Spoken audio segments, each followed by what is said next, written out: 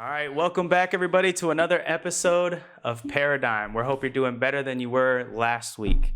So before we get started on this video, we're going to ask you to subscribe to the channel, like the video, leave a comment down below, and make sure you follow all our social media platforms. They'll be down in the description below.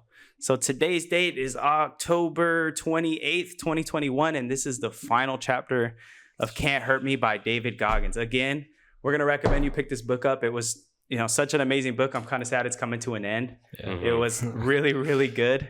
So the title of this chapter is What If? And it's chapter 11. So let's jump into it by starting with, what was our favorite part and why? Okay. So yeah. Go ahead. I'll go ahead and jump in. Go for it. Just give me 1 second. I marked the page. Yeah, right here, page 343. I guess second paragraph down. Full paragraph. Just some context. He is feeling very ill. No doctor can solve his problems, and he's kind of just reminiscing on different parts of his life. Okay. This quote right here, he goes, "It was a lonely journey from there to here. I missed out on so much. I didn't have a lot of fun. Happiness wasn't my cocktail of choice. My brain had me on constant blast. I lived in fear and doubt, terrified of being nobody and contributing nothing. I judged myself constantly and judged everyone else around me too. Rage is a powerful thing. For years, I'd raged at the world, channeled all my pain from my past and used it as fuel to propel me into the motherfucking stratosphere. But I couldn't always control the blast radius. Sometimes my rage scorched people who weren't as strong as I'd become or didn't work as hard. And I didn't swallow my tongue or hide my judgment. I let them know that hurt some of the people around me and allowed people who didn't like me to affect my military career. But lying on that bed, Chicago, the morning of 2014, I let all of that judgment go. And so he's like, I accept all this and I don't regret it. Yeah. This is the life I lived, and I'm happy. I'm happy with what it's become. Even if it was lonely, I did it. I made it happen. And the people that are around me know I care about them, Mm-hmm. Hell yeah. Yeah, that was a big part. That was huge. That was a chapter. That was a good one. So I think mine's is sort of along the lines of David Goggins, because how I read that part was him making peace with recognizing like not only his age and his body kind of accepting that like I can't be pushing myself like this anymore. He kind of made peace with himself, like, okay, like I look where I started at the beginning of the book and look where I'm at now. At some point, I'm going to be like, enough is enough. I have to. Like, I can't keep going till I collapse and pass out and I'm not waking up anymore. So my favorite part, it's a little bit past John's. He says, when you push beyond your perceived capability, your mind won't shut up about it. It wants you to stop, so it sends you into a spin cycle, panic and doubt, which only amplifies your self-torture. But when you persist past that point, the pain fully saturates the mind. You become single-pointed. The external world zero outs, boundaries dissolve, and you feel connected to yourself and to all things. I think that sentence at the very end where he says you feel connected to all things, and a little bit further than that, he says to all things and the depth of your soul. I think that's what David Goggins really kind of came to peace with and accepted, was once you realize how far you've come, you recognize like, okay, I want to go further. I want to do this. But at some point I need to say enough is enough. And I think he's okay with his external world, his soul, his circumstance, and everything in between, his internal and external. And so I think this book, the chapter in the end really kind of clarified where he stands right now. So yep. Oh yeah. So David. Yeah, those are really good ones. For my favorite part is when he sort of describes the what if definition, if you will, because he has these sort of like ideas or concepts that he has throughout the book, like the 40% rule or the governor in your mind, these topics, and he describes what if during a certain part of this chapter. And he starts out by saying, we're all our own worst haters and doubters because self-doubt is a natural reaction to any bold attempt to change your life for the better. You can't stop it from blooming in your brain, but you can neutralize it and all the other external chatter by asking what if. And so I like the way he describes the definition for that concept. It's the neutralizer, What if is the exquisite fuck you to anyone who has ever doubted your greatness or stood in your way. He gives it like a character. You know, it silences negativity. What if is the thing that you can ask yourself to make the impossible seem like a little bit more possible. And it's permission for yourself to face your own darkest demons. When you do that, you will be able to use them as fuel to envision the most audacious, outrageous achievement and go get it. So that was my favorite part. Hell yeah. Sick. Oh yeah, man. So mine encompassed a little bit of that. Same page, one paragraph up. It says, "But it's not the external voices that will break you down. It's what you tell yourself that matters. The most important conversations you'll ever have are the ones you'll have with yourself. You wake up with them, you walk around with them, you go to bed with them, and eventually you act on them, whether they be good or bad. We are all our own worst haters and doubters because self-doubt is a natural reaction to any bold attempt to change your life for the better." And so, for me, I just, it's in all his videos, his interviews. That's one thing he says. It's like it's memorized in his head. It's like the biggest conversation you're ever going to have is the one you have with yourself inside your own head. And we've all seen it on his videos. If you've seen his videos, if not, go check them out. Highly inspirational. But then he says, the solution to those problems. And I think a lot of people would be like, okay, yeah, so what? Right? To that? Yeah. The solution to that is, or it's like motivational jumbo mumbo bullshit. Like he's like, the whole solution to that is what if, right? What if I'm the 36th African American to ever make it through BUD/S? Yeah. What if, I break the standard of being a person of color that's a geologist? What if I become a highly successful graphic designer? What if I make $70K on ship? I knew I was gonna say. Let's go to the bed. I was gonna say that. No, I like speaking like this because it makes these things. It is like a what if for all of us. So it's very possible. It's possible, bro. And so it's what if is such a powerful statement. The title of the chapter and one of his biggest tools. And I think it might be overlooked because, throughout the book, it's in italicized, but having the title of the chapter be what if and being the last chapter, I think some people might overlook that, but there's a lot of power in that statement, So that was my favorite thing from the chapter. And I put, nothing truer has ever been said. Yeah. It reminds me too, that the chapter, like the title, what if you could achieve your greatest dreams and know that you won't fail? Right. Like, what would you try to achieve? Will, like, what would you go for if you know you couldn't though? Like, but that the failure that's reality. But what would you do if you're going to achieve it? It's crazy. Right. So just one thing I want to touch on with that and that statement, it's got to be used in the future sense. Using it in the past sense would lead to a lot of regret and frustration. Oh, absolutely. Oh yeah. That's for sure. Or like if you go, what if I would have done this? What if I would have done that? That's a toxic state. If you use it in the future sense, it can be like hope. Yeah, that's a great point. Yeah. I mean, maybe if you're looking at it in the past as a way to process information instead of I should have done that. Nah, man. Like you can do that. What are they called? AARs or whatever? Yeah. You can do that. But if you keep asking yourself, what if? Yeah. Like, does that ever end well for you guys? Not for me. Yeah, you end up like feeling regretful, Yeah. People would do that in my household. Like, what if this? What if that? I'm like, yeah, what if the Raiders would have won the Super Bowl, but they didn't? You know what I mean? Yeah, but they did. You can't change the past, but the future is not set in stone, Right. And so you can analyze, but you can't change. It's like knowing where that exists, and not staying there too long in that mindset. Like, how could I have done this better the next time or whatnot? That's what those ARs or whatever are for. Right. Oh yeah. All right. So I'm going to take us into the summary. So again, this is chapter 11 titled What If? So this chapter begins with Goggins towed up at the starting line of Badwater in 2014. He was 11 pounds overweight and he had gained 10 of those pounds in the last week. Goggins had strategized and began tapering his training a month before Badwater. The goal being to generate an abundance of energy and allowing the body to repair as he got primed for competition.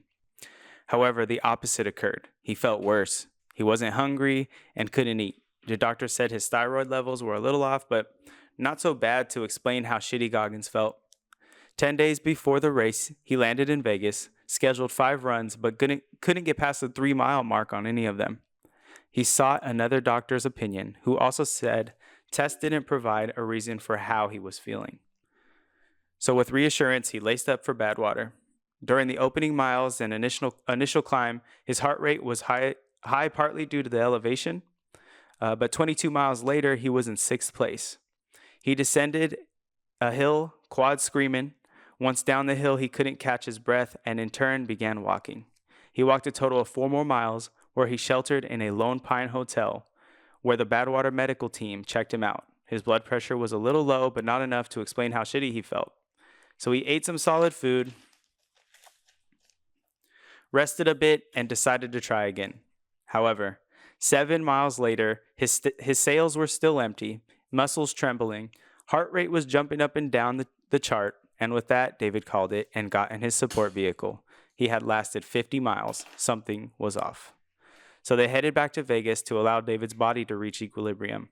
But things progressed, and he passed out at a restaurant.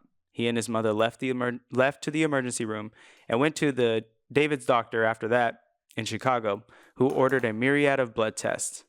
Everything came back clean, and each day he felt worse. He was in medical no man's land. He felt terrible, and nobody knew how to fix or what was even wrong. Symptoms progressed to the point that getting out of bed hurt, and as David laid in bed, he felt as if things were coming to an end. All he could do was think about his life. He was done fighting, and all he felt was gratitude and acceptance. With that came a deep appreciation. In his lowest point, he found clarity. One day, as he lay down in bed for hours, he floated in peace, and the reverie broke like a fever. He analyzed the knots on the back of his head and above his hip flexors. Both had grown.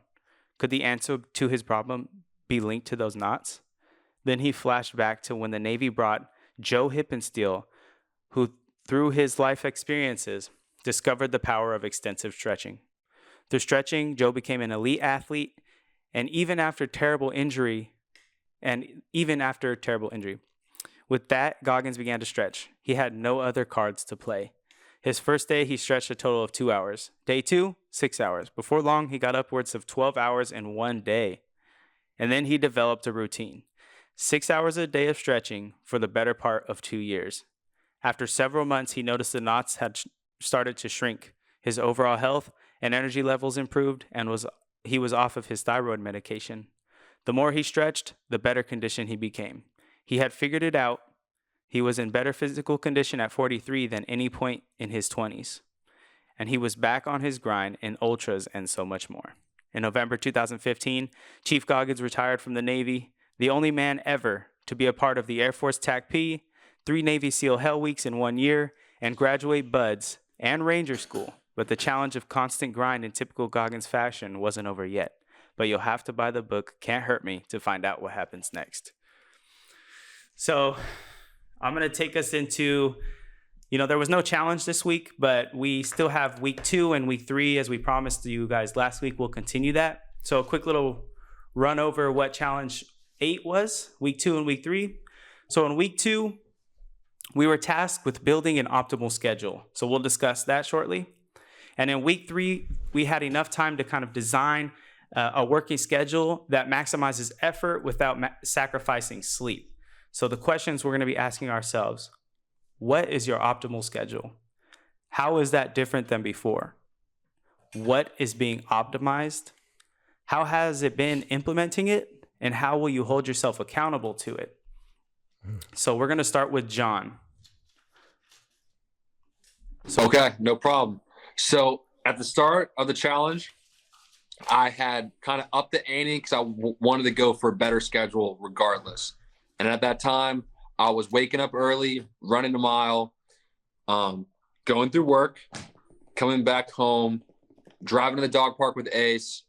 Sorry, that first week, I'd implemented trying to run to the dog park with Ace instead of driving, run back, go to the gym, make food, read, go to sleep, do it all over again, right? Mm-hmm. For about a week and a half, 2 weeks that lasted. Recently, the week and a half, moving forward, I started cutting out the morning runs and taking that time to just rest more. Mm-hmm. Utilizing the run to the dog park with Ace, I think like filled the need for me to run. Mm-hmm.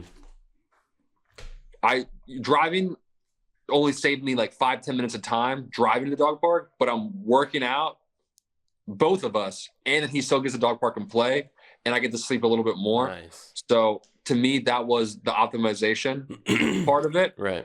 which I didn't think was going to happen. I thought I was going to keep the morning thing. So for me, that was the biggest change in how I'm operating.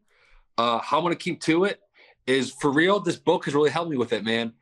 It was freezing cold the other day, and it was windy as shit, and I just have moved here back to Virginia from California, where it's always sunny and amazing.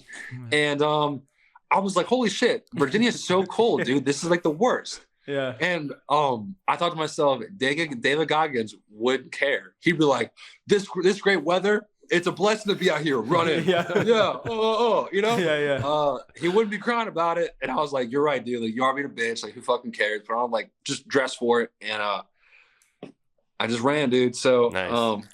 I think this book helps the inner voice not always be yourself sometimes. Yeah. Maybe it's somebody else, you know? Yeah. I Yeah. recognize So that myself. that's been helping me. Nice. Alrighty. And that's really it. All right, All cool. right. Awesome. Accountability is just trying to hold myself accountable. I know it's working and it's fair for me and Ace, and that's my thing. Hey, that's one What's- thing that I've learned through this book. At least accountability is like a big thing. And like John said, like if it's not your voice, let someone else help you guide you through that shit. You know what I mean? Yeah, I don't want to glaze over it, because I think that that's a big part of, with young men watching and people of all different ages watching. You said, how do I keep myself accountable to it? You said, just kind of keeping myself accountable to it. I want to know how you're doing that. Mhm. Okay. This is hard, but I've been holding myself accountable for a long time. I would say it's one of my strong suits, right? Hold yourself accountable. I think it starts with good habits and then keeping them. So, man, it's kind of hard to say how I hold myself accountable. I Would you just say do action? it, I Yeah. don't want to let myself down, I have in my head, like, you're going to feel bad about this if you don't do it. Like, do you want to feel like you left? And actually going over to what we think about the book, my thought on the book is we're leaving too much on the table. Right. And I was like, you're going to be in bed at night and you're going to be like, I don't feel right. Why don't you feel right? I didn't fucking run like I told myself I would. Yeah. I don't want that feeling. Yeah. Mhm. So just doubling down. If I say something, I'm going to do it. And that's what helps. I don't know. That's something I've just built through years of just trying to be consistent. Yeah, I mean, I would say even too, but like when we started the first book, we were very adamant about being holding each other accountable. That was like a thing that we made for our council, was like, we started the book club first meeting, someone was late. We were like, why are you late? I thought we were going to do this. So that was holding each other accountable and responsible. Yeah. And it's action, either you're going to tell that person, are you, oh, I'll just let it slide this time, or oh yeah, like I'll just kind of, but no, you have to like physically do, like tell that person, hey dude, we started this for a reason, maybe we're leaving ourselves on too much on the table. We could be this better person, but we can't simply even be there on time. So that's one thing we did. I think consistency is key. Coming from the school system right now, we're thinking about changing schedules, and one of the teachers brought up, she goes, I think it's just a lot. These kids need consistency. Not just kids, bro. People need consistency. Ace needs consistency. People live a healthier life if they're consistent and consistently healthy habits, right? Right. Yeah. If you let yourself slip, you start feeling bad. Like you got that like thing in the back of your head. Oh, Once you're consistent, it's easy to stay accountable, But if you're like hit and miss, it's easy to miss. Yeah, definitely. So I'm going to try and exercise Rogerian method here and repeat back kind of what you said. Okay. Because I think it'd be really good. I think, accountability is something we talk about a lot in this podcast. If we can explicitly put it into words, how each of us holds ourselves accountable, I think that would be beneficial not only to us, but people watching. So it sounds like you've memorized the feeling of what it'll feel like if I don't remain consistent, or if I don't perform what I know I need to perform. And you try to avoid that feeling at all costs. Yes. Okay. Also, to double down on that, I have remembered the feeling of what it tastes like to accomplish my goals and to make myself proud. And that's a good thing, I right? see. It sucks to let yourself down, but it's also awesome to make yourself proud. Yeah. So I like both things, right? And I get both when you accomplish that and you hold yourself accountable. Hell yeah. All right. Thank you for sharing that. I appreciate that. That's a big thing. I think a lot of people are like, yeah, I want to hold myself accountable, but how do I do it? I even ask myself that sometimes. So Yeah. I think it's good that we explicitly state that. So moving forward, if we explicitly state how we're going to hold ourselves accountable, and if we don't know, maybe we work together as a group to kind of figure that out. But just I'm not gonna lie. Put me on the spot. I couldn't give you a direct answer, so I will work on that, having a more clear definition of how I hold myself accountable. Okay. Yeah. All right. I can go next. Yeah. Can I see the questions on the Yeah. on the side? Yeah. But so starting with what my optimal schedule week is, I think once I get off to a good foot, it's always the morning. If I don't get off to a good foot, my week is not optimal. I already have that in my head. So that's why I practice. I would say this year got really religious, but I've been practicing for probably since 2018, just waking up a lot earlier, 7 o'clock, 8 o'clock. And then I pushed it this year to 5, 6. And so I continuously wake up around 6, 6:30. Me and David are trying to consistently go to the gym at 5, but we're also recognizing how hard it is to get sleep in, especially with like lives and wanting to do things and coming home like late, or maybe just being tired or something and sleeping in. You know what I mean? Just 5 hours of sleep. You do that too long, then your body starts to shut down over time. So that's one thing that like we can do it sometimes. I can do it sometimes. And then say one night I just stay up late, and then it ruins the whole week, not just one day. Yeah. Playing catch up. It's hard to get back on that track. Exactly. Yeah. I'll ask them to you. So how is that different than before? So before, what I was doing was I wouldn't wake up at 5. I would wake up at like 5:30. I would have like the snooze and just kind of keep hitting it, or maybe just keep sleep. 5 more minutes, 10 more minutes. Now I said I've deleted all the alarms because I can't remember where I learned this from, but when you have multiple alarms, you give yourself that comfort or that cushion to continue to sleep. Delete all the alarms, set one alarm, maybe 2 if you needed to do earlier, and then give yourself 30 minutes. So your 5 o'clock or that last one is when you get up. Instead of the other way that everybody exactly does, right? You do it after 6, when you're 5, 6, so 10. What I do is 4:30 and then my last one's 5 o'clock. But when I hear that 4:30 one, I know I got 30 minutes and I'm already sort of awake. I'm already like, okay, I can close my eyes for a little bit and I need to get my mind ready. You want to say? I do the same thing, Dev. I do the same thing. I do 30 minutes before and a buzzer to be like, okay, get ready, buddy. Get ready. And then I go to sleep, and then 30 minutes later I wake up. That's how I do it too. Yeah. Nice. So how it's different from the previous week, when we had our was when I would be waking up at 6, 5:30ish, continue to push it off, and also I would start working later as well. So now I'm working an hour earlier. And so what I'm recognizing too is I'm out on the street. There's no one. I'm driving a lot, and I'm able to have that ability to make more money because I'm starting sooner. If I want to drive later, now I've been driving for a lot longer than an hour or an hour earlier. It doesn't sound like that big of a difference, but you do it over a week or over a month. That's what 9-10 hours added on top of whatever you've been doing. So it gives me the cash bonus, and on top of that, if we hit the gym. In the morning, I got the workout done. So now all I have to do is focus on editing or studying, because that's like where my priorities are at right now. And if I get if the morning's off great, my day finishes off phenomenal. There you go. The optimal thing is my sleep schedule used to be going to bed at 10:30, 10 o'clock. I'm trying to get in bed at 9:30 now, because what I'm recognizing is 6 to 5 hours starts to pull. If you think of like a rope, like you put a rope on a cliff, the more you go to sleep later, like 10:30, and try to wake up at 5, you're not going to feel it the next day. You have to do it consistently. So you're going to bed at 11. That Thursday hits. That Thursday, you're like, fuck, my body fucking hurts. And it's like, I've been trying to go to sleep. You're not giving your body enough sleep. You're not getting enough rest. So what I'm doing is I made sure my phone now says 9:30 and it says it's time for your bed. That means I need to be in bed. That means I need to cut everything off and get in bed and just close my eyes and just start resting and then fall asleep. And if I also have time in the morning, I'm waking up at 5 o'clock. We're back at like 7. That means I have 7 till 8. I can go and like watch something, study something, eat. You know what I mean? So there's time in the morning to do stuff. It's just about being productive. So the morning time, Prince. The morning time is sort of where my optimal schedule has really kicked into gear. Okay. If my morning isn't optimal, then it screws up my whole day. Screws up the whole week at that. Okay. You know what I mean? So you're waking up earlier. Mhm. You're being consistent through kind of like creating a daily schedule, and you're in bed earlier. Yeah. So through that process, what are you optimizing?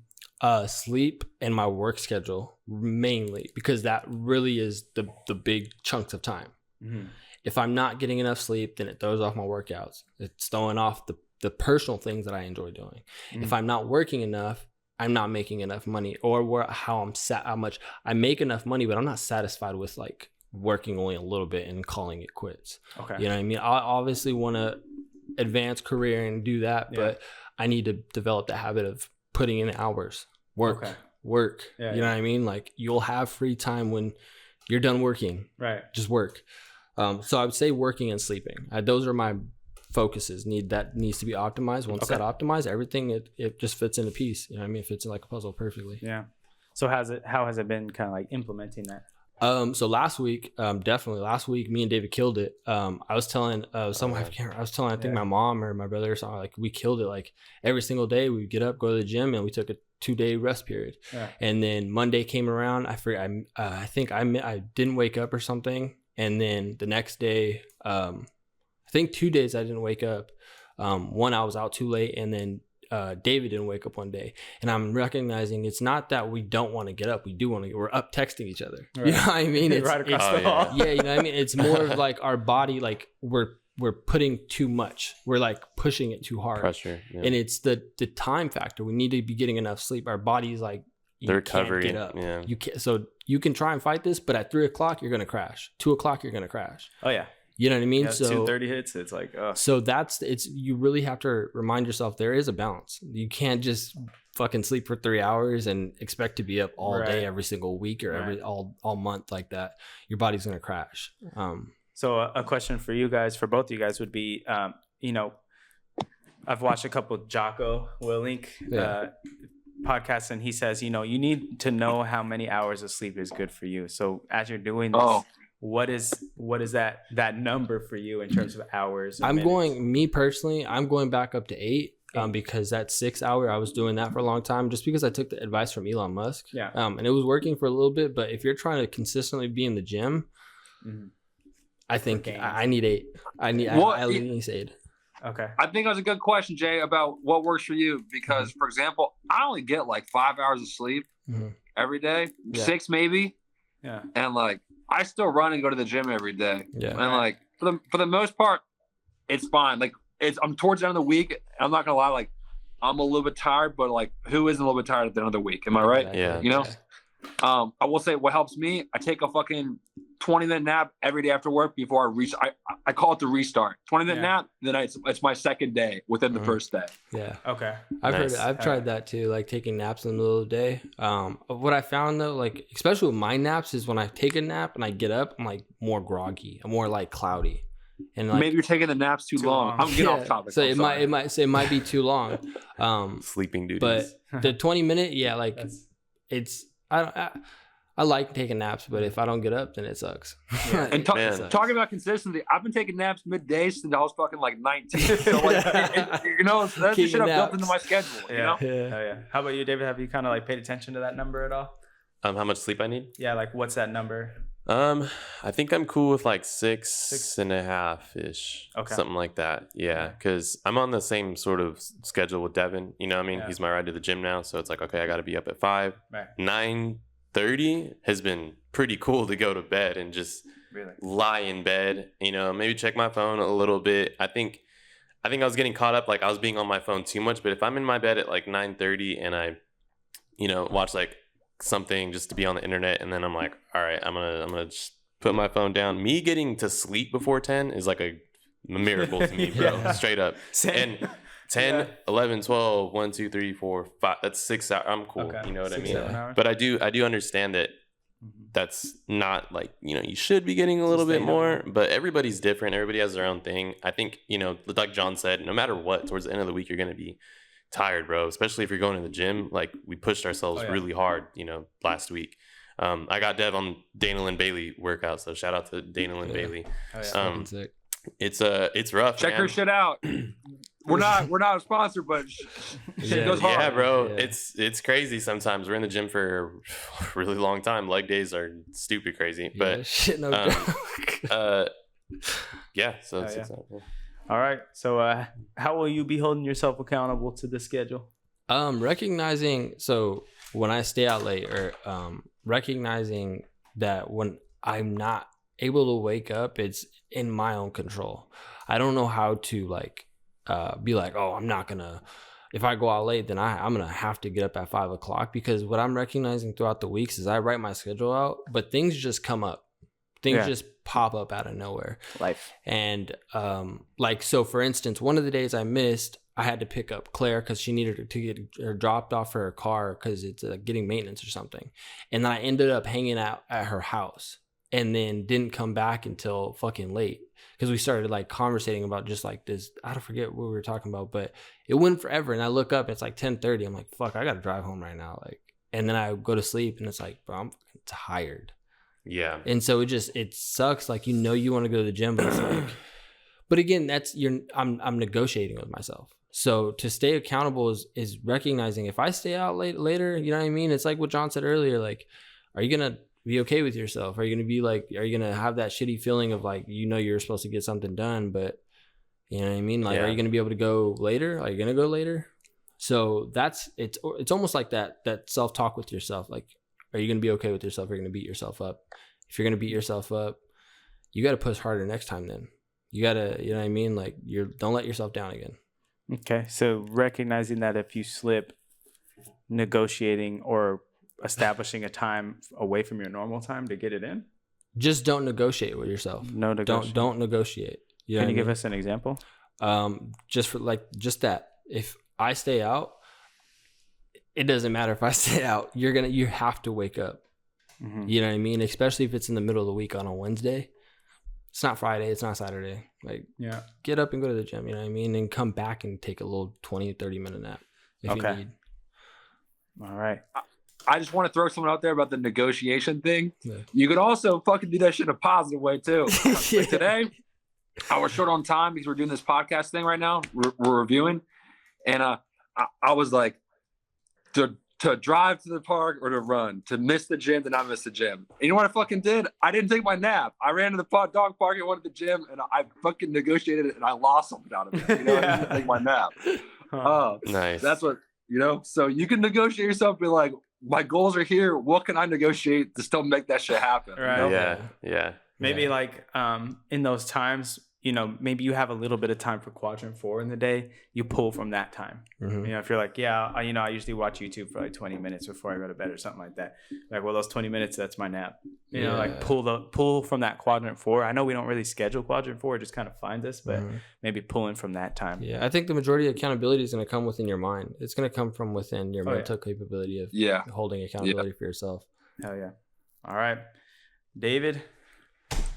What is your optimal schedule? My optimal schedule. So we kind of just answering this as a general, do this at this time, do this. However you want to do that. Okay. Yeah. So to me, it's sort of on the same wavelength with Devin. Waking up at 5, I would say is the most optimal thing for me is waking up at 5, going to the gym being at the gym at 5:30, 5:45, you know what I mean? Because I wake up, start my coffee, just get my gym clothes on, use the bathroom, whatnot, brush my teeth, and then we're on our way to the gym. We get there, we work out, and then by the time we're back home, it's around, wrote it down, it's let me see, 7:45-ish, I think, or something like that. Okay. And I have it all broken down. So around 8 o'clock or 8:15 is when I'm actually opening my computer. I'm already showered, breakfast, everything I needed to do is good to go so I can start work. So I can check my emails, I can see what I have to do today, get started on projects, and then an optimal schedule for me is sort of continuing that pattern, because sometimes there's nothing for me to work on. I'm just kind of waiting for my team to wake up. I'm already awake before them, and they gotta like check in with them, see what's up, gotta see what's happening at Bitwise, and then I'll take a little break at around like 11:30. I'll go get more coffee, and I've noticed that a break for me is pretty optimal too, because if I don't break and I'm just surfing the internet or I'm doing stuff online, whether it's like me, I don't know, like looking at cars or just like listening to music or whatever, those are like my breaks. I'm still in my chair at my desk, so my body doesn't know that I'm not working still. But when my work actually requires me to sit down and be at my computer. So the less time that I'm, I guess, breaking or just like, I don't know the word, just like taking a little break or lollygagging or whatever, I need to be off of my desk, because the more I'm sitting down, it kind of wears on my back, and I'm just like, I'm at this desk all day. I don't have a standing desk. But so that's optimal for me. And then I've learned that around 4:45, when my team is usually done requesting stuff, that's my end for work. And then by then I should be able to go take a run, and then I'll run at around 5:30, and I'll run, like, I've been running 2 miles pretty consistently recently. So what I've been doing is running longer. So run 2.8 miles, 2.6, something like that.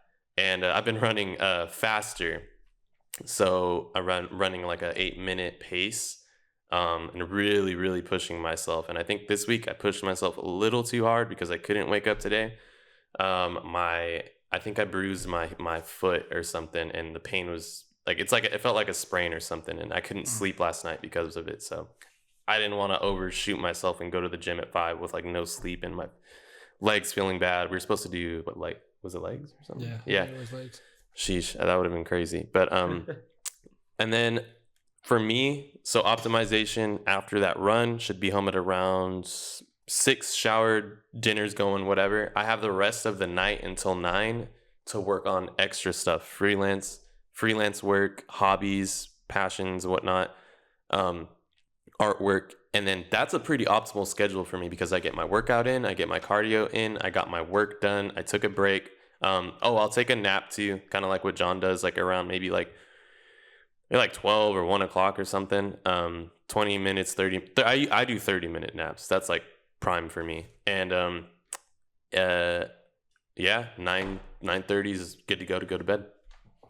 I mean, all right. So how is this different than before you instituted this? So definitely week 1, I think, was when we were being conscious of how much we were on our phones and whatnot. Yeah. Dude, week 1 was bad. I look back, I was like, holy shit. Being on TikTok, Instagram, all those things, it's so simple, but it's so it's such a time waster, man. I realize that I'm way more optimized when I'm off of that and I'm just like checking stuff. I still get on like Tumblr here and there just because I like Tumblr. I like looking at photos and like artsy stuff.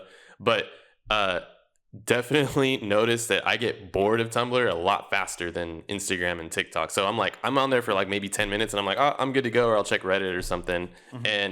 But TikTok and Instagram is like a black hole. And fuck that. You know well, what I mean? it's because it's 2021. Tumblr, what is this, 2009? Yeah. They was in a time machine, Dude, bro. I still shout out to Tumblr. I still represent Tumblr. Oh, that Blog shit Blade. crazy. And this guy thinks that we're having a Twitter. He's like, you have a Twitter? Bro, Tumblr. That's crazy. I didn't know that. That's like a deep dark secret. Yeah. Yeah. Cut that out. Cut that part out. No, it's good. Clip it.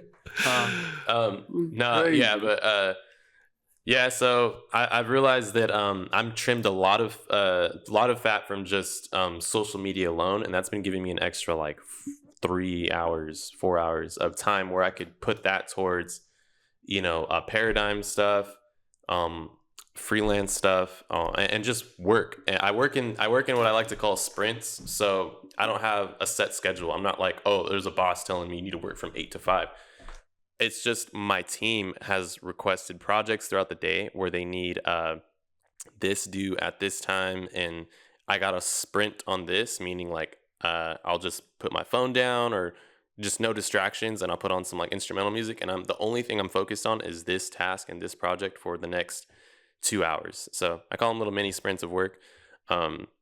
And that's where that time has been, like that the social media time is translated into just more sprint work. More sprints. Sick.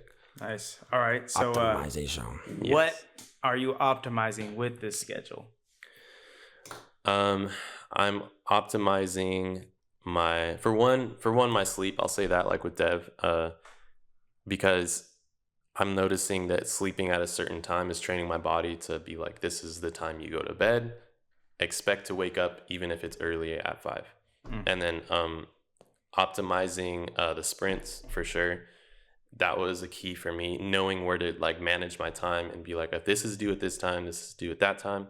That means I got to do this, and then maybe I should take a break around here and kind of just juggle things around. And as far as like hobbies and all that stuff, I just the time that I have at the end of the day now is good for me, good for my conscience. And I'm like, if I want to play guitar a little bit, kind of like experiment with music or research some art or whatnot, I can have that time. And I'm actually planning to do more art because now I have that time. So it's like, what can I do with this time? Should I be learning the Skillshare stuff that I was talking about? The new programs. Oh, I had Adobe Max just happened last week. So it's like a big conference for all the Adobe programs. I signed up for it. It was free. It was a virtual event. And I learned a whole bunch of stuff about like animation products and new stuff happening to Adobe and all the new stuff. So it's just opening up more time to meet more. I'm optimizing my interests, honestly. Yeah, more It's pretty productivity. cool. Hell yeah, man. All right. So how's it been implementing it over the past like 2 to 3 weeks? How's it been implementing it? Any pitfalls? Has it been just Yeah, I mean, I've noticed that, like, kind of like what Dev said, if you kind of don't go, or it takes like one not going to the gym for things to kind of get a little rocky or whatever during the week. But I think it's been good because I've been seeing how much I could be doing with my time and being more serious with how I use things like my phone. You know, there's that new, I don't know if you guys updated, but there's that like focus mode on your phone. That shit's dope for me. I like it. John's like, no. iPhone? I don't update anything. Like my last phone, it was like 2 years out of date, and they're like, I don't know. Updating things weirds me out. The phone, I should have bought it at it being optimal. Anything more than this doesn't seem right. For me, it actually helped. I don't know. Like I have the focus mode, and then it silences everything. And then if I want to just turn it off, I could just go boop, and then it lets everybody know like your notifications are off. So I think it's kind of cool. Do not disturb. Yeah, similar, right? Yeah, but it lets like, I don't know, like my coworkers sometimes like know, like, or whoever that's texting me like, oh shit, he has his notifications off, so he won't see this. So I'll actually do something when it says, it's a purple thing that says this person is on focus mode, notifications are off. So I think it's kind of cool. So how will you be holding yourself accountable to this? So what I do is I kind of do sort of what David Goggins was doing when he would give himself a little break or whatever. He would punish himself. I don't like go crazy hard, but I'm like, okay, if I didn't do this or go to the gym here, like I know I'm going to squeeze it in, but if I do squeeze this in or I negotiate, like kind of how John said, he's going to work out this time or sacrifice his nap, like during that time you're working out, you're going to be giving it your 100%. You're going to do more reps than you have before, or you're going to leave the gym feeling like you worked out really hard. And especially for running for me, like I told myself like, oh man, I gave myself a break by not running as much. Like the last week I tried to do the 20 miles. I was like, well, this week I'm going to run faster and I'm going to run longer. So that's my present to myself for negotiating, I guess. And okay. Yeah. So you kind of like I didn't make 20 miles last week, so this week I'm running harder. I'm doing more reps at the gym, so it's kind of like a disciplinary action. It's sort of, even the reason why I don't think I could have done, maybe I could have done the 20 miles. I just noticed I was way more tired going back to the gym, like with Dev, and we were doing the Dana Lynn Bailey thing. So I was like, man, I don't know if I can do this 20-mile thing because I'm already super tired, and I'm trying to do that during the day. So I was like, fuck, man. I will say I found myself negotiating with myself when it came Wednesday for leg day. And I was like, I don't know, bro. You kind of run every fucking day. You do legs. I don't know. Like running's like hard, bro. Hard. I was like, we sound like we're making excuses for leg day. I wanted to. I wanted to so bad. And I thought to myself, I was like, when you see a girl with a fat ass, I was like, that shit pretty hot, right? I was like, you don't want to be that guy with fucking chicken legs, right? And I was like, you gotta even don't be a bitch, dude. You put in a good even do 45 minutes. It's better than no minutes. Go get in there, John. I took Devin last week. We did the Dana Lynn Bailey. We actually completed the whole leg workout. It was crazy, John. Sometimes me and John would be like, let's cut it like 2 workouts and let's just do abs or arms or some shit. Yeah. It's fucking nuts, dude. And then so for me, when I tried to make the 20 miles and I was like, all right, fuck it, I'm going to do it. I was like, I ran 3 twice and I was like, oh, this is hard. So this week, I just run harder and longer and I just try and sprint faster and really punish myself towards the end where I'm like dying. And I'm noticing even that too. Maybe I should chill out because today I couldn't even wait. I bruised my foot or something and it didn't cause me to sleep well. And I didn't feel motivated to go to the gym. It's got to be your shoes, dude. If you're just running like 2 miles a day, like that shouldn't be detrimental to your body for like your feet to be bruised and shit. Like you got to have it like a problem that can be fixed with like better equipment, Yeah, maybe some like insoles or something. Or maybe just the way I'm running. Sometimes I notice I'm pounding the floor too hard or something. You know what I mean? Yeah. So like different, like Jay said, different insoles and stuff to like correct your stride, that improve it. So you're not taking a beating. Yeah. Like if you're flat-footed or something. I don't know. I don't fucking know. I'm just throwing that out there. Yeah. Yeah. All right. So I'll pivot us to mine, and then we'll keep moving on. So what is my optimal schedule? So I have established wake up times. So for the weekdays, no later than 6:30 a.m. The weekends, no later than 8. So I have those different times just because I set those up because I would say sleeping for me is probably one of the bigger things because I don't go to bed till late. I'm always doing homework up until 11, 12 at night. So I've set up those times that are, no later than. So I'm going to probably set alarms at 6 in order to get up at 6:30, right? So I'm going to start instituting that. So I've actually started creating, morning. I have like the mind map. It's called MindMeister, the app, where I've developed routines, right? So my morning routine, it has a dental component, hygiene component, food component, and a physical working out component, right? So I've now developed, this is what needs to be done in the morning, get it done, get it out of the way, right? So, I've also decided to start giving myself physical goals each week. So last week it was like run 10 miles, bike 30 miles. The week before that was run 20 miles.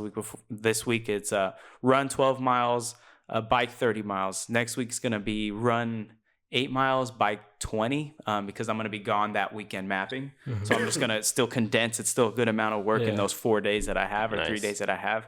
So I've started giving myself those physical goals, and I look at the thing every day because now it's like on the the edge of the phone because I got a note. It has an edge thing. All the apps I need that are for physical and school or whatever it might be is right there at the touch of a finger. Yeah. So now I could just go straight to there and look. Okay, like David's got this much done. I've got this much done. Running, I've got this much done. Biking, here's how many calories. Like I can do all that really, really fast and more efficient now. And so I've also established some working hours for myself. So from 9 a.m. to 1 p.m. on my days that I'm not on campus. Those are my working hours, and 2:30 to 10. So I've allowed myself like an hour and a half kind of break in between there. Some food, take a little nap if I need it or whatever. But 10, my work hours are going up to like 10:30, 11. So, you know, there's kind of been some gray area in those working hours. And, you know, these are kind of days that I'm not on campus because Mondays and Wednesdays I'm in class from 11:30 to 2:30, right? So 9 to 2:30 is really that initial working hour. So I'm still trying to figure out what, you know, on my days that I'm at school most of the day, how can I optimize it there? So I'm still trying to figure that out. I've established a nightly routine. This is dental again. Take care of your teeth, guys. Take care of your teeth, man. Take care of your skin. This is really important. You don't want to look like a brittle raisin when you're 30, 40 years old. Floss your teeth. Chicks don't like right? that. I mean, I went and got all the shit. I got the tongue scraper. I got the motherfucking I got all the flosser tools. I got a permanent retainer on bottom. So I got the threaders. I got all that stuff now. So this is like floss morning, floss night, and it has to be done, right? So these are things that I do before bed. Skin routine. You know, I'll make sure that's a priority now. Check the emails, and then electricity out by 11:30. That's what I got here. Electricity's out by 11:30. So I have 11 on here. I said 11:30 because it typically runs to about that late. Like I'm shutting down my computer at that point. So big changes. I'll turn that into, you know, how is that different than before? Question 2. So the biggest changes I have are I've established a weekly, a daily max amount on YouTube because we discussed it last time how much time I was spending just on YouTube alone. I have a 1.5 hour max limit in this app called Stay Free. You can put a limit and it will shut down the app once you hit 1 hour and 30 minutes, right? Shut down your phone or shut down just the app? Oh, okay. You can't open the app. It's that now Stay Free comes up as like it's blocked. Oh shit. Right. So I've established that. You'll get a notification about 10 minutes before it starts to block you. So, you know, when I use it for running, when I use it for biking during the day, it's like, all right, I have to be kind of cautious about where I use it in the day, where the pockets are, because running 3 miles is about 30 minutes or lower, right? Okay. So I'm running like 10-minute miles or sub 10 minute. And then so that gives me an hour left. I'm biking for 10 miles. I'll do 10 mile runs, cycling. That takes me about 50 minutes. So that leaves me with 20 minutes of time that I can really use my phone for YouTube, right? Other than when I'm working out. So that's been pretty good. It's been really well because I've seen progress and more productivity with that limit on there. So that, you know, it's provided me some structure that I could, like, I'm stuck to this point. Like, you can't exceed that, right? It will dead ass shut it from your phone. Jeez. I think you're muted, brother.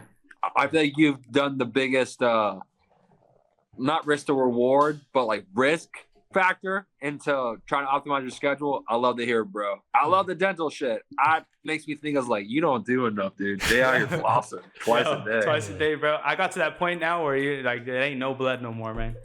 So skin routine as well. That's big. I'm starting, you know, nightly lotion in the morning, nightly lotion as well. Like skin routine, stuff like that. So I'm developing that as well. Never mind. Okay, keep going. So I don't typically have. Shut up, John. I don't typically have very structured days other than class times, right? So, you know, I have these times are when I need to be in class. That's the structure I have. So a big change in general is going to be structuring my days and managing my time to be effective and efficient. So this, you know, my whole college career, besides, you know, work and class times, it was kind of like open-ended in between there. So providing now some structure and like discipline in those things is going to be probably the biggest change for me. So I wrote out, okay, so what is being optimized? So I have school, my physical, Paradyme, and the biggest one, productivity. So with school, research number 1, coursework number 2, TAing number 3. You know, TAing, when it comes down to it, it's, you know, teaching is really important, and I'm doing that.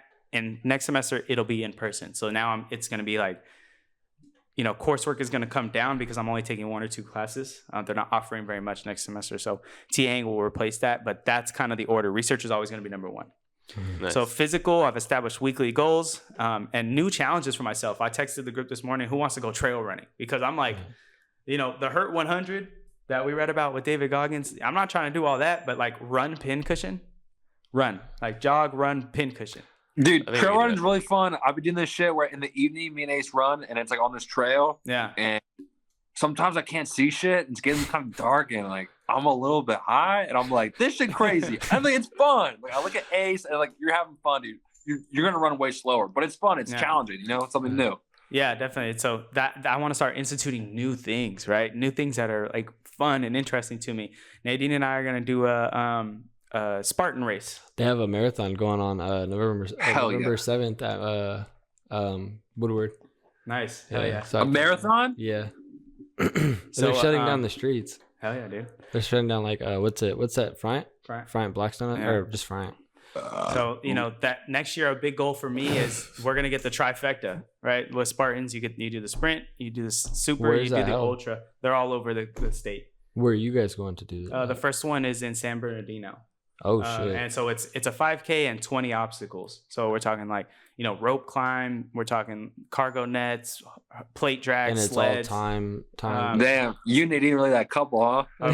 That's the thing. Like I want that. That's what I desire, right? That's I want like crazy. to be. I don't want to be the couple that just like sits around and watches TV. I want to do shit. Yeah. I love that shit, man. Good for you. Yeah. So that's what we're doing. And we've been having conversations lately in terms of growth doesn't come from comfort. Right, we're not going to grow as people, as a couple, as as a group, while being comfortable. Right, I'll talk more about that in my biggest takeaways from this book. But that's where I've been gearing myself. Mm-hmm. Right, and if I would have looked at myself in high school and been like, yeah, you're going to be doing these things, I would have been like, bro, you're tripping. You know what I mean? Or like fresh out of high school, be like, bro, you're tripping. That's not going to be you. Yeah. And then so also with Paradyme, right? So I have content creation number 1, developmental reading and discussion. That's I would say that's number 1, and then future of conglomerate number 2, right? Like how are we going to develop this into something? When Devin and I talk about this pretty much weekly, it's like where do we see this developing to? We have a good thing going right here. How can we build upon this, right? And so that right there, these are the things that I want to optimize because those are the things that get priority and deserve priority in my life. So, those are the things that are being optimized, and all around it's productivity in those lanes. So that's what's being optimized for me.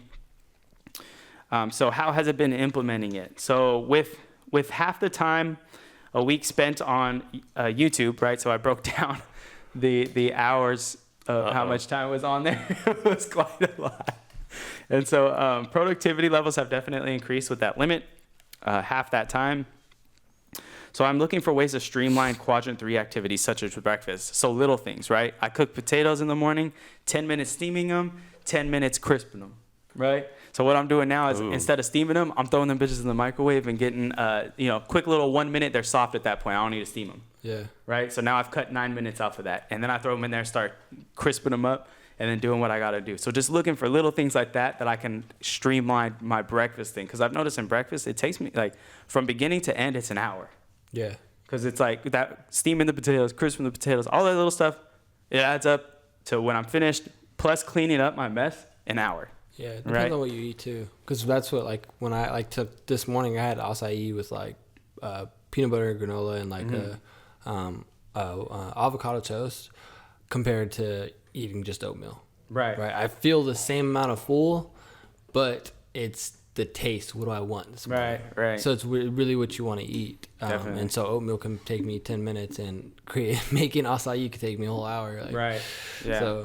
So I'm thinking maybe on Sundays creating, making a mass amount, weighing that out. Because what I do every day is I weigh out my food, right? Because I really have to be calorie conscious. So doing that, creating it all on maybe like a Sunday and having myself create it out all the way through Friday. So now it's just 15 minutes where I just warm it up in the microwave, eat it, clean up my mess, and get going. you know? So I think I'm gonna start instituting that. Yeah. So my biggest challenge will be waking up before 6:30 religiously. This week I even kind of slept in. There was some days like today I think I got up at 9, right? And then yesterday it was like 8:39, right? Yeah. So getting my sleep in to the point, like if I'm going to bed at 12, that means, I kind of do need that 8-hour mark. I need to start, keeping track of how many hours is good for me. I've never really done that. So, going to sleep at a decent enough hour and time management. These are my biggest challenges. We've talked about them multiple times on here. When I lay down at 9:30, my brain's still kind of in like it's work mode time. So like I think maybe 10. It's instituting that time of 10, and being lights out by 10:30, 11 is it's gonna be where I should really put some effort into, because laying down and just kind of getting my brain into sleep mode. Yeah. That's kind of a big thing for me. So those are going to be my biggest challenges. Implementing it, implementing just the YouTube limit alone for myself is a huge improvement. Little things like cutting 9 minutes off of my breakfast cooking in the morning and cleanup and all that stuff, instituting new routines and stuff like that. It's been really good. I've seen benefit from that. So I'm working on now fixing the weaknesses in the schedule, right? Yeah. It's optimal, but now I need to really fully dedicate to that. And, implementing it has been great. There's still some points that I need to stick to and work on. One thing that I try to hold myself to is sustainability. Right. If it's not sustainable to me and I can do it for a week, 2 weeks, why am I doing it at all? You know what I mean? I need to find sustainability. Like if it's me going to the gym in the morning, I believe I could do that every single morning.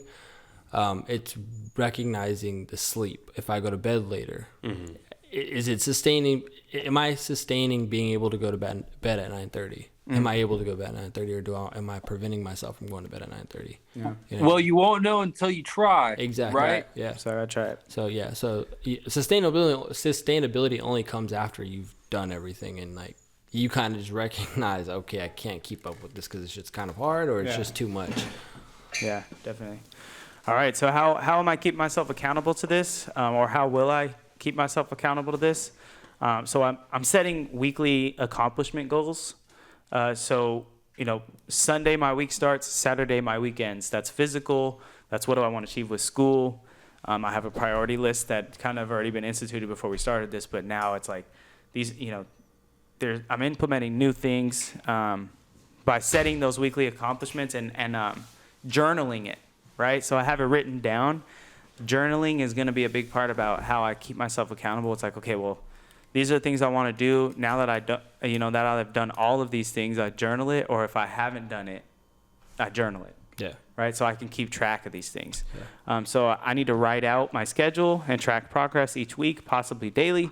I struggle with this, so I may need some external help with that. I have a planner. It's spotty, right? I mean, I'll do it for 2-3 weeks, stop for a week. I'm the same way. It's the past 2 weeks I haven't really written my schedule. But you can look at it and it's very detailed. Yeah. There's very detailed, and then some pages are just spotty. Because sometimes, me personally, I feel like sometimes you just don't need a journal if you are productive without having to write stuff down. I think to get your foot in the door, having a journal and being consistent with it is that you're opening the door, you stepped in the door. Once the door is closed behind you, you can kind of walk away from the journal a little bit, but you can always go back to it. Yeah. You know what I mean? It doesn't have to, for me at least, I don't have to sit there because I'm being productive to my 24 hours in a day. There's only 24 hours in a day. I can't. You know what I mean? I'm not Superman. So that's just how I see journaling, because I'm spotty too. Yeah. But it is very, very detailed when you do look at the pages that are done. Yeah. Yeah, so. Definitely. So I'm doing journaling now. I got a planner. So it's Sunday to Saturday, and I've started doing that. Hey, okay. What I'm actually going to start incorporating to that too is, what time am I going to bed tonight? Yesterday. What time did I go to bed? What time did I wake up? How many hours of sleep? What is that number for me? Right. So documenting things and figuring things out for myself, because I don't know what number I need. Yeah. You know what I mean? Maybe 7's good for me. Maybe 6 is good for me. Maybe I need 8. So if that's the case, then I can gear my schedule for that. Yeah. Right. So now I'm going to start keeping track of that. So through journaling is how I'm going to keep myself accountable, especially when you can go back and read on and be like, oh, okay, this is where I can improve. Yeah. Definitely. So I'm going to pivot up from that and I hope you guys got some information from that, and comment down below what's your optimal schedule. How are you keeping yourself accountable? That's things that we want to know. We want to improve along with you guys. So make sure you comment down below, like the video, subscribe.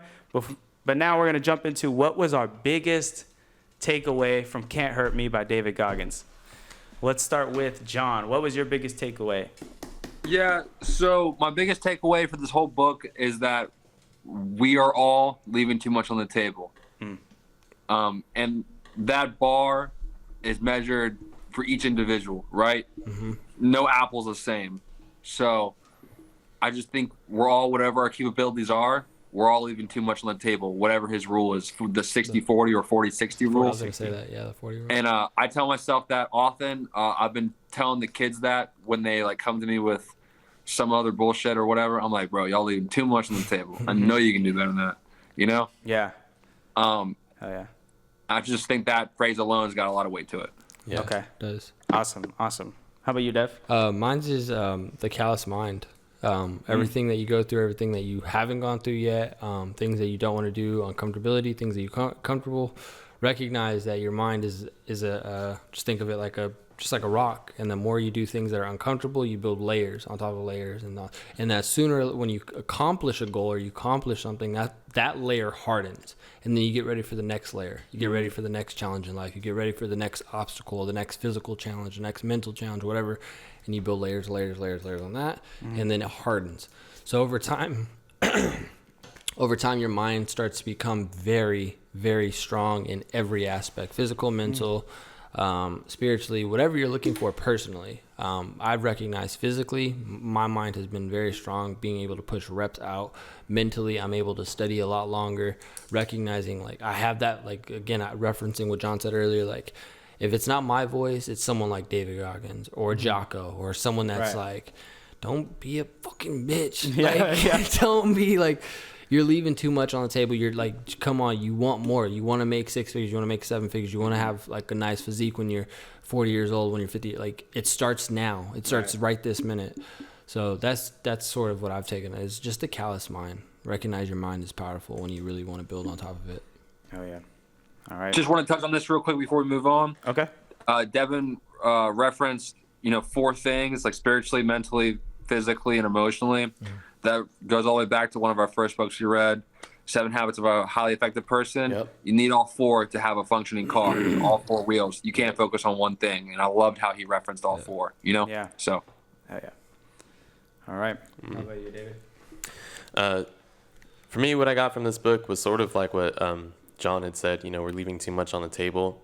That's definitely something I'm going to take away from the book for sure. But what I got from this book too is like the odds when they're stacked against you, the statistic of what you're going through is kind of setting up for something that would be perceived as a failure, or you're not going to go anywhere, or you're not going to defeat the odds. The key to get through that is sort of what Devin said, callousing your mind, having to tap in and master your mind in order to overcome those odds, because it's the most powerful weapon. David Goggins calls it the most powerful weapon, and that's something that I think I'm always going to reference to this book, is that no matter what those statistics or those odds or whoever's watching it is feeling like they can't do this, maybe look at your mind, to start callousing your mind, try and master it, start exercising your mind, and then everything else will sort of flow through with persistence and discipline, doing things when you don't want to do it, and accountability. Getting out of the victim mindset was the overall theme I got from this book. Hell yeah. All right. So for myself, the biggest takeaway I got is the mind's default setting is the desire for comfort. Growth doesn't happen when we're comfortable. We must put ourselves in the crucible of life to grow to greatness. Pain is only temporary. The work to maintain greatness is forever. It does not end. Jeez. Yeah. Continually find your new 100%. So it's accumulation of, a lot of ideas in this book. we highly encourage you go pick it up because I'm sure you'll find one that suits you. If you didn't, if any of those didn't suit you, they should. But pick up this book, man. I know I could speak for myself. It's this amazing. book was amazing and really inspired change in myself physically, right? Like I never For thought all I'd of be us, running, yeah. right? But there's so many great takeaways from this book. I'd give it a 10 out of 10, at the minimum 9.8 out of 10, right? Like it was a really good book. So before we take off, we want to thank you so much for sticking around with us, going through this book with us. We hope you read it along. And at the same time, we benefited a lot from it. And, before you take off, make sure you subscribe to the video, like the channel, comment down below. Did you read the book with us? What was your biggest takeaway? How are you optimizing your schedule? How are you holding yourself accountable? Leave us something down below. We want to know. We want to learn. We want to grow. Yeah, these are all questions that you can ask yourself. And Right. just comment towards us and have a conversation. Yeah. And then make sure you hit the description down below and look for all our social media platforms. We have, a Spotify. Go follow that. We got an Instagram. Go follow that. We're on Apple Podcasts. Anywhere you want to find us, we're on there. And we hope to hear from you. We love you guys. And never, ever forget, the work you put in now equals who you'll be tomorrow. Peace.